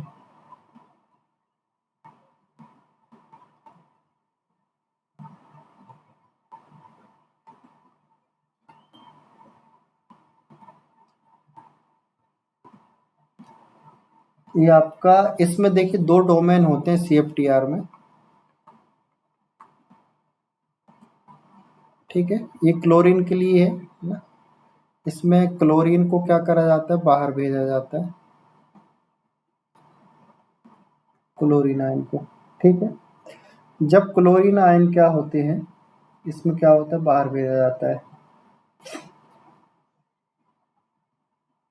ठीक है, और इस आयन को भेजने के लिए सिर्फ इसमें क्या चाहिए, ATP की जरूरत चाहिए रहती है बस। ठीक है, अब इसमें ये वाला डोमेन होता है, इसको ATP बाइंडिंग डोमेन कहते हैं। दो डोमेन होते हैं। ठीक है,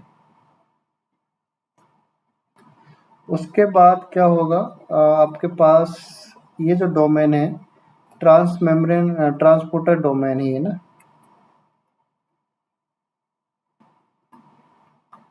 एक डोमेन आपका ये प्रेजेंट रहता है।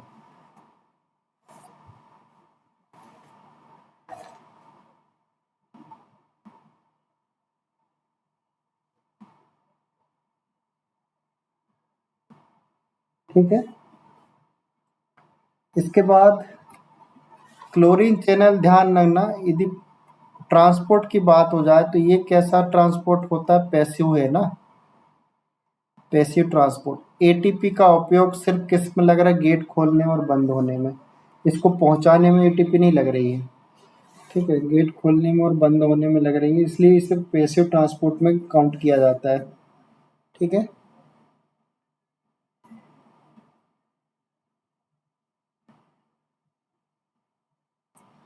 एटीपी बाइंडिंग साइट में यहाँ पे होता है म्यूटेशन, यहाँ पे म्यूटेशन होता है। ठीक है, जिससे जो बीमारी होती है सिस्टिक फाइब्रोसिस होती है।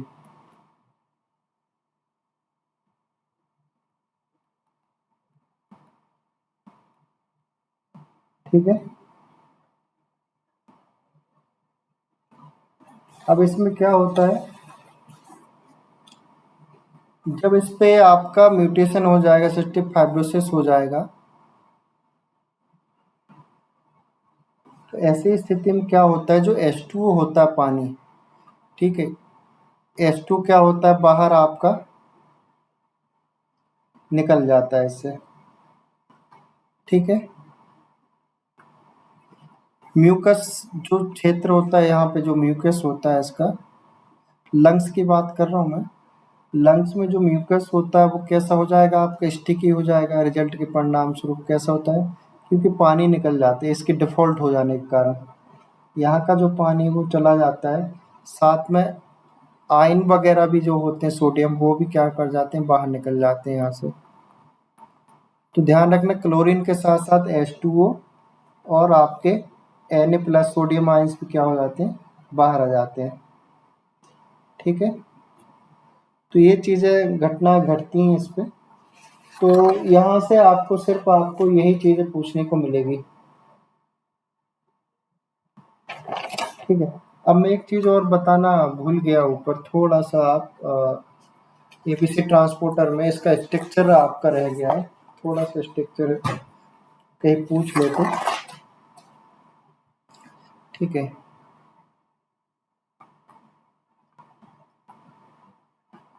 और एबीसी ट्रांसपोर्टर,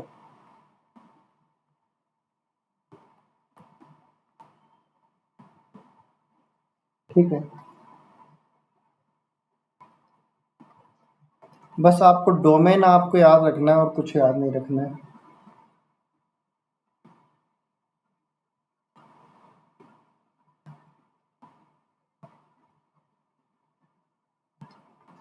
ठीक है, इसमें 2 ट्रांस मेम्ब्रेन डोमेन है, ये ट्रांस मेम्ब्रेन डोमेन, इसको हमने क्या कहा है, MDR1, MDR1 अभी हमने वहाँ पढ़ा है। ठीक है, यहीं कहीं लिखा भी होगा, ये लिखा है ये। ठीक है, MDR1 ये ही क्या होता है आपका, मल्टी ड्रग ट्रांसपोर्टर होता है ये ना। और दूसरा जो डोमेन होता है आपका, इन दोनों को मिला के बोल रहा है ये तो ना, एक ये और एक ये, यहाँ पे आपकी एटीपी बाइंडिंग आपकी साइट्स हैं, तो 2 एटीपी बाइंडिंग डोमेन, 2 एटीपी जो CFTR के लिए वो ये चीज़ है ना, इसी के लिए, एबीसी के लिए 2 एटीपी बाइंडिंग डोमेन, इसलिए इसको क्या बोलते हैं, कैसेट बोलते हैं।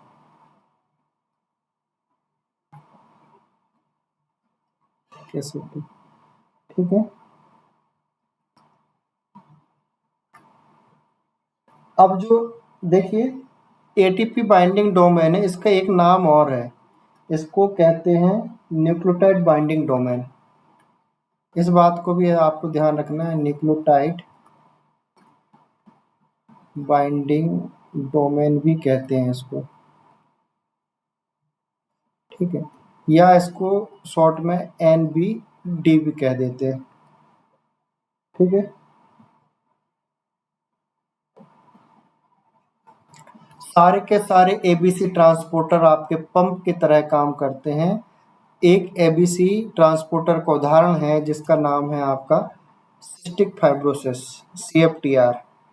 ठीक है, ध्यान रखना ये ABC ट्रांसपोर्टर का ही उदाहरण है ना, कहीं पे आप लिख लीजिए, लिखा हुआ है वैसे यहाँ पे तो। ठीक है, ये एकमात्र ऐसा है जो आपको चैनल है ये। ठीक है, क्लोरीन का चैनल, क्लोराइड का चैनल। ठीक है, तो ये आपके हर तरह की पंप वगैरह आपके हो गए हैं। अब आपको थोड़ा सा सेकेंडरी लास्ट और बचा, थोड़ा सा और लेक्चर ज़्यादा हो रहा है लेकिन कर लीजिए इसको भी।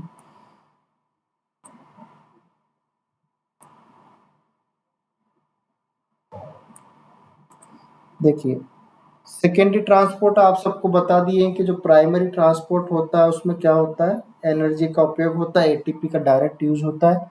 सेकेंडरी ट्रांसपोर्ट के बारे में हमने आपको लिखाया था कि इसमें डायरेक्ट ATP नहीं होती, क्या किसका यूज होता है रानी मैडम, बताइए किसका उपयोग करते हैं सेकेंडरी एक्टिव ट्रांसपोर्ट में।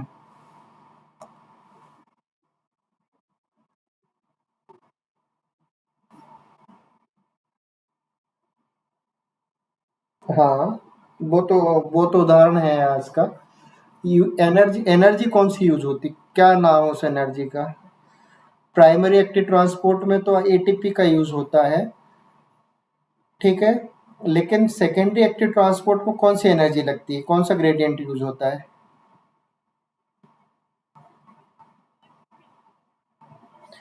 ये खुला रखा हुआ है ना, इलेक्ट्रोकेमिकल ग्रेडियंट होती है। और इलेक्ट्रोकेमिकल ग्रेडियंट कहाँ से बनता है, पंप से बनता है। सोडियम पोटेशियम के जो पंप होते हैं, दूसरे पंप चलते हैं, वो बनाते हैं। ठीक है, ये ध्यान रखना है इस बात का। ठीक है, तो इसमें जो एनर्जी लग रही है वो कैसी इलेक्ट्रोकेमिकल ग्रेडियंट की है। ठीक है, ये लिखा है secondary transport movement of molecule against their concentration gradient by using energy stored electrochemical gradient for another ion। जैसे कि Na प्लस या H प्लस की जो आपकी एनर्जी बनी थी ग्रेडियंट, उसका उपयोग करके ही यूज होता है। Does not use ATP direct, statement पूछ सकता है ना, IMP चीज़ें ये, इसको आप इम्पोर्टेंट लाइन रखिए। इसका उपयोग होता है, इलेक्ट्रोकेमिकल ग्रेडियंट का उपयोग होता है।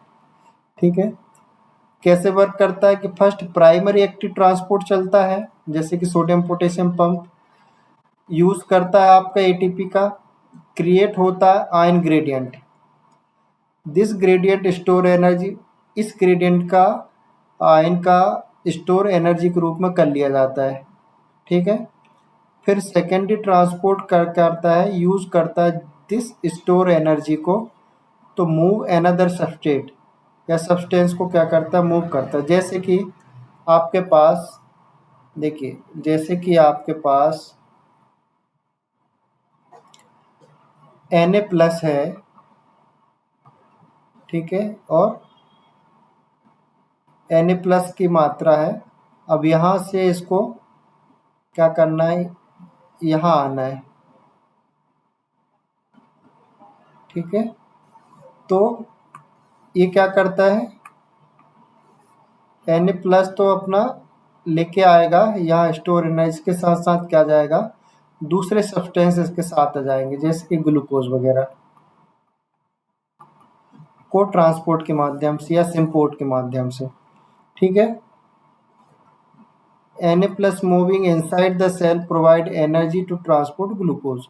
यही एनर्जी जो यहाँ से यहाँ आती है, यही एनर्जी का उपयोग करके ग्लूकोज भी अंदर आ जाता है। तो को ट्रांसपोर्टर उदाहरण देखते हैं, या सिम्पोर्टर। ठीक है, एक अच्छा उदाहरण देखने को मिला, देखिए जिसमें कि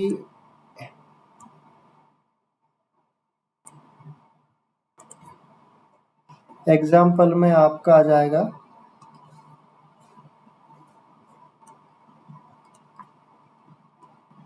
सोडियम ग्लूकोज। अब बताइए, सोडियम ग्लूकोज इंपोर्टर, इसको बोलते हैं अपन SgLT।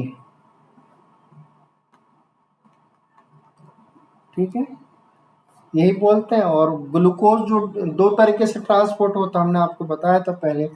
एक ग्लूकोज कैसे ट्रांसपोर्ट होता है कि आपके पास ग्लूकोज का ट्रांसपोर्टर ही उपलब्ध होता है। ठीक है, इसको क्या बोलते थे हम, ट्रांसपोर्टर को ग्लूट, GLUT। ठीक है, तो ग्लूकोज क्या होता था, यहाँ से ट्रांसपोर्ट हो जाता था सीधा। कन्फर्मेशन चेंजेस वगैरह होते तो ग्लूकोज में आपने आपको डायरेक्ट ही बता रहा हूँ। ठीक है, तो ये क्या होते थे, यहाँ से क्या कर दिया था, ट्रांसपोर्ट कर दिया जाता है इनको। ठीक है, तो ये तो ग्लूकोज का यूनिपोर्टर होता है, डायरेक्ट ही ट्रांसपोर्ट हो जाता है, यूनिपोर्टर कहते हैं। ग्लूट प्रेजेंट होते हैं, ग्लूट को हमने 1 से लेकर 5 तक की फैमिली भी पढ़ ली कि कौन कौन से ग्लूकोज किसको ट्रांसपोर्ट करते हैं। अब दूसरे टाइप का आता है सोडियम ग्लूकोज ट्रांसपोर्टर, जिसको SgLT कहते हैं हम। अब ये क्या करेगा, देखिए यहाँ पे कुछ वो दिए हुए हैं, इंटेस्टाइन वगैरह दिया हुआ है, इंटेस्टाइन के बीच कैसा ल्यूमन दिया हुआ है, ल्यूमन के चारों तरफ जो सेल्स होती हैं, ठीक है, इंटेस्टाइन फोल्ड जो होती हैं वो देखिए ऐसी लाइन है, और ऊपर ऊपर आपको एब्जॉर्बेंस के लिए विली पाई जाती हैं। ठीक है, और इंटेस्टाइनल म्यूकोसा जो होती है, ये हुई यहाँ पे म्यूकस है, यहाँ पे ना म्यूकोसा का जो बोलते हैं, म्यूकस मतलब चिपचिपा पदार्थ। ठीक है, जब इसको आप थोड़ा सा जूम करेंगे तो अंदर स्ट्रक्चर जो आपको इस तरह के दिखाई देगा। ठीक है, ये जो आपको दिखाई दे रहा है ये है आपका इंटेस्टाइन का ल्यूमन क्षेत्र, ये क्या आपका ल्यूमन वाला क्षेत्र। ठीक है, और ये वाला जो क्षेत्र है ये माइक्रोबिली प्रेजेंट है, जो छोटी छोटी दिखाई दे रही है माइक्रोबिली हो गई। ठीक है, ये वाला हिस्सा साइटोप्लाज्म का है आपका अंदर का, और ये वाला हिस्सा आपका ब्लड वेसल्स का। ठीक है, यानी ब्लड का।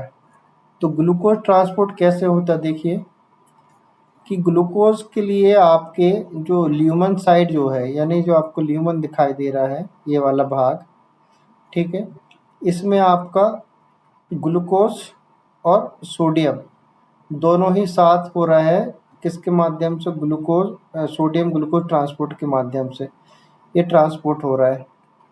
अब ये ट्रांसपोर्ट हो रहा है, ये आपका ट्रांसपोर्टर प्रेजेंट है, ग्लूकोज चला गया अंदर साइटोप्लाज्म के पास। ठीक है, अब ये साइटोप्लाज्म के पास चला गया। अब इस साइटोप्लाज्म से इसका जो पोर्ट होता है ग्लूट 2, ठीक है, इसके माध्यम से ग्लूट 2 के माध्यम से ग्लूकोज को आपको ब्लड में भेज दिया जाता है। ठीक है, यानी आपने जो ग्लूकोज फूड के रूप में लिया है वो ब्लड तक किस तरीके से जाता है, अकेला नहीं ट्रांसपोर्ट होता, ध्यान रखना। माइक्रोबियल में एब्जॉर्बेंस होने के बाद किसके माध्यम से ट्रांसपोर्ट होगा, वो सोडियम के माध्यम से ट्रांसपोर्ट होगा। इसी का उपयोग करेगा, इसी की एनर्जी को उपयोग करेगा ग्लूकोज, और अंदर तक जाएगा।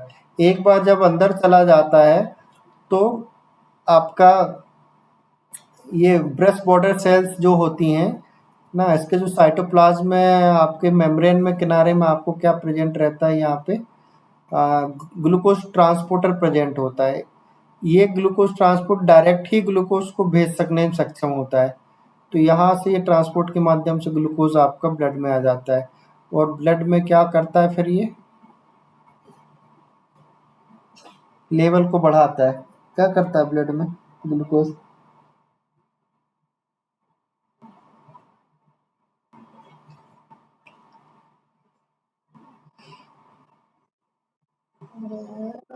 बिल्कुल बिल्कुल।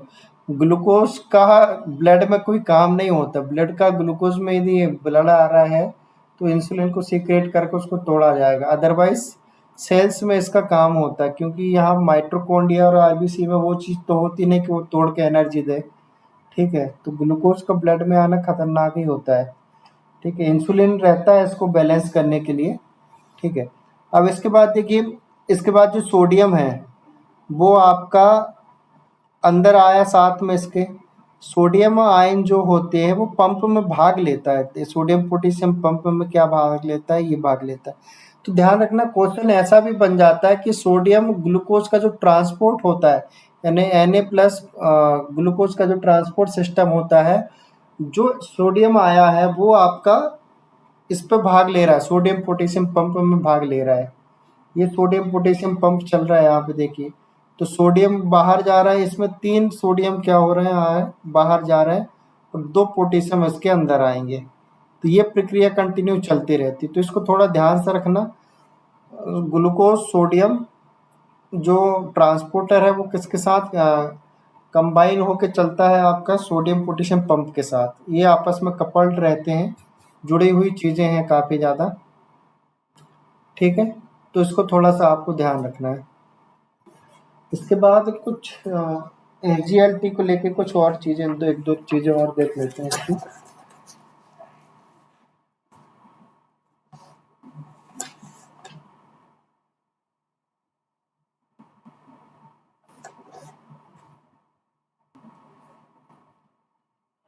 देखिए,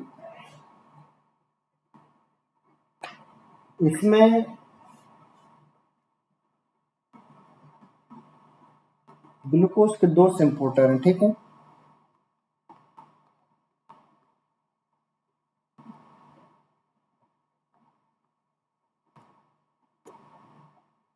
एक तो आपका है SGLT1 और दूसरा आपका SGLT2। ठीक है, SGLT1 जो है ट्रांसपोर्टर जो है, ये क्या करता है, पहले तो ये ग्लूकोज को भी ट्रांसपोर्ट करेगा और दूसरा ये ट्रांसपोर्ट करता है गैलेक्टोज का।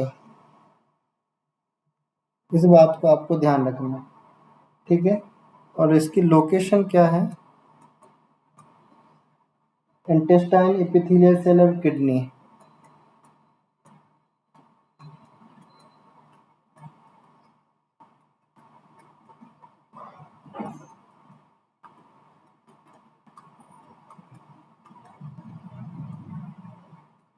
ठीक है, किडनी में ये काम करता है। और SGL2 जो है आपका, ये भी ग्लूकोज को ट्रांसपोर्ट करता है। ठीक है, ये किडनी में करता है।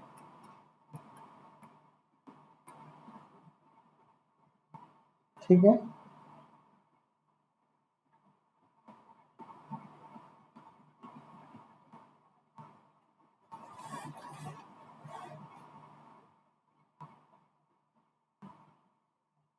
ठीक है, इनमें आ गया सभी को। हेलो,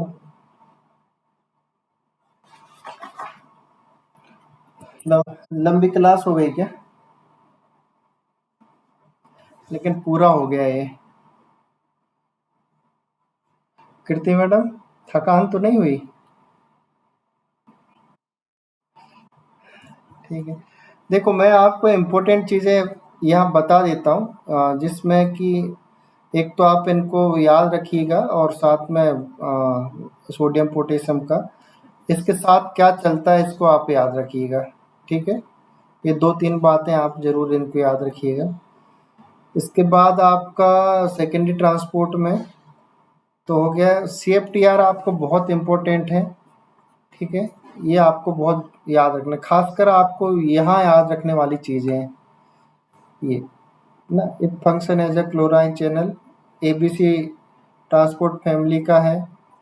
ठीक है, क्या, हाँ, क्लोराइन चैनल वो आपको वो करता है, क्या करता है, ये थिक कर देता है यदि ये गड़बड़ हो जाता है तो। इतनी चीज़ें याद हैं।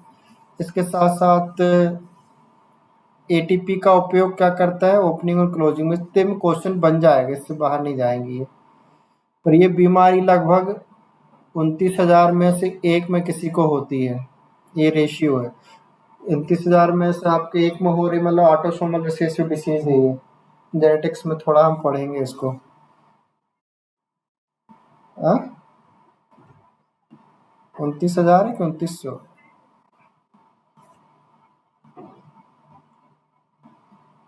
हाँ 2900 में एक।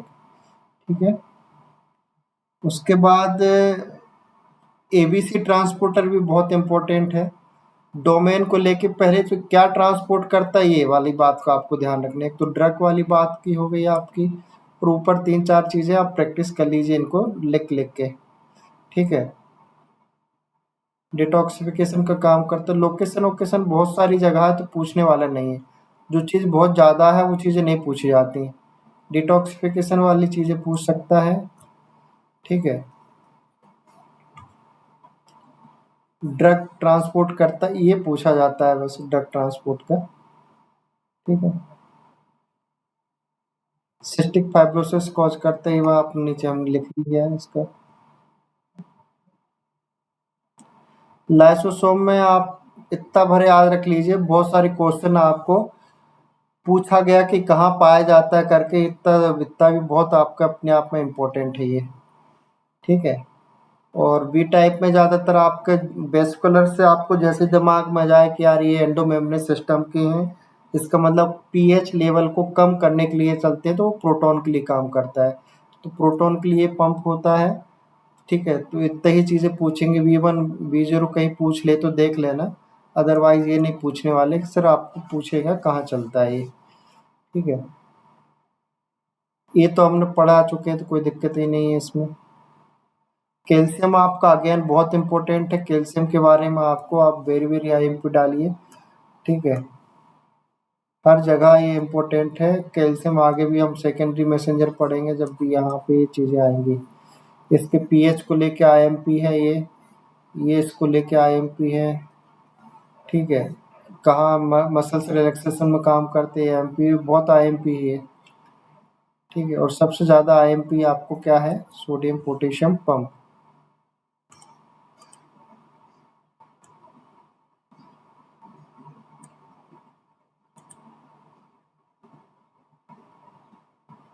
ना, सबसे ज़्यादा इम्पोर्टेंट आपका सोडियम पोटेशियम पंप है। ये बहुत ज़्यादा इम्पोर्टेंट है ना, जिसमें नीचे मैंने आपको ये बता दिया सेल वॉल्यूम और सेल। ठीक है, ये बता दिया मेम्ब्रेन रेस्टिंग पोटेंशियल।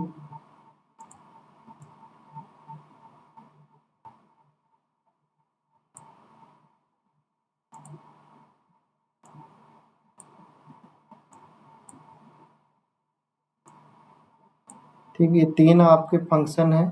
इसको चाहो तो आप बना सकते हो, अदरवाइज छोड़ सकते हो। नई चीज़ें यदि डायग्राम में आप समझ गए हो ना, तो नोट्स बनाते समय इतनी सारी चीज़ें ना लिखें, क्योंकि लास्ट टाइम आप किताब बड़ी हो जाएगी, भर जाएगी। बस आप इसको पढ़ लीजिए और डायग्राम आप बना लीजिए, यहाँ इम्पोर्टेंट है सारी चीज़ें। ठीक है, इसकी जितनी भी चीज़ें हैं अल्फ़ा सबनेट की, सारी की सारी ही आपको क्या करना है, इसको ठीक से पढ़ना है। ठीक है, वेरी IMP, यहीं से क्वेश्चन बनते सारे ज़्यादातर। ठीक है,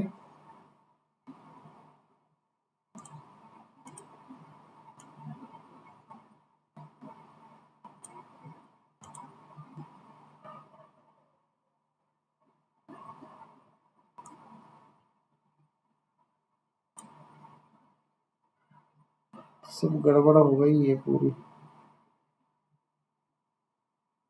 चलिए ठीक है ना, ये हमारा ख़त्म हो गया है पंप सारे।